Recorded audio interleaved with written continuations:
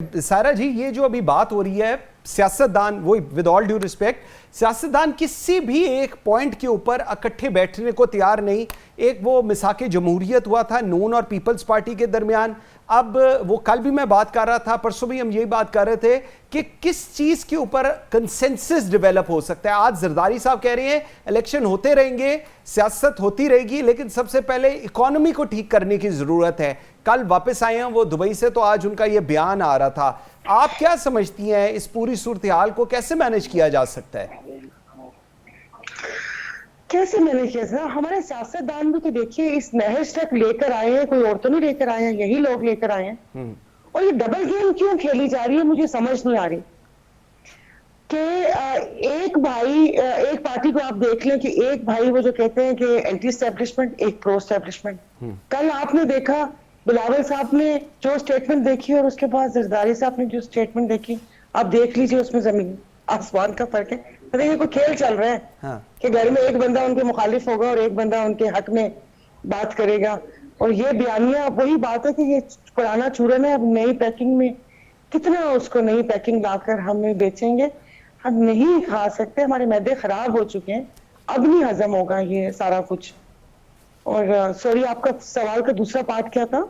मैं दूसरा ये कह रहा हूं कि किसी चीज के ऊपर कंसेंसस अब डेवलप होगा। अगर इकोनॉमी की बात करें, आपको लगता है वो हो सकता? नहीं हो सकता, नहीं हो सकता। अब ये कह रहे हैं कि चार्टर ये इकोनॉमी उस पर बैठ जाए, ये बैठ जाए, वो हिस्सों में बैठ सकते हैं कि तूने कितना कमाना है या मैंने कितना कमाना है। अगर आप कहीं इसमें कहीं अवाम ढूंढ रहे हैं कि हमने बैठ के अवाम के लिए सोचने, वो तो फिर बस मैंने तो ना देखा और ना मैंने इन 5 साल में हुकूमत में भी बैठ के देखा, अपोजिशन में भी बैठ के देखा, और बहुत से लोगों की बातें बहुत कहते हैं कि सामने बैठ के भी सुनी। मुझे तो ऐसा उसमें कोई भी अवाम का हमदर्द नजर नहीं आया कि जिसने सही मानों में कोई मुल्क कौम की कोई चीज रख के सोची हुई हो। हर कोई या तो अपनी सियासत चमका रहा होता था या फैमिली प्लानिंग कर रहा होता था, वो बहबूद आबादी वाली नहीं, अपनी फैमिली प्लानिंग। और आगे आने वाले मुस्तकबिल में क्या करना है, हमारी पार्टी कहाँ खड़ी होगी।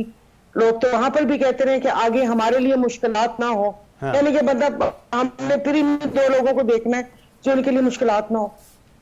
तो ये सब कहने की बातें और बैठना चाहिए, लेकिन आई एम सॉरी, वो आज के सबके हालात अगर हम देखें तो वही बात है। हमारी तो कौन है ना, हम बचपन से स्कूल में भी मौला बख्श से डरते थे। हाँ।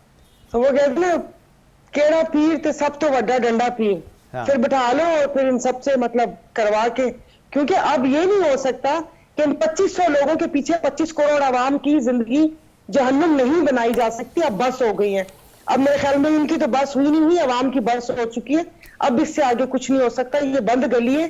अब ये यहाँ से इनको रास्ते बनाने होंगे और ये नहीं हो सकता कि वापस इनको अगले 5 साल हम इनकी फिर यही वाली गुफ्तगू सुने और फिर आप यही प्रोग्राम कर रहे हो और हम इसी चीज को पीट रहे हैं।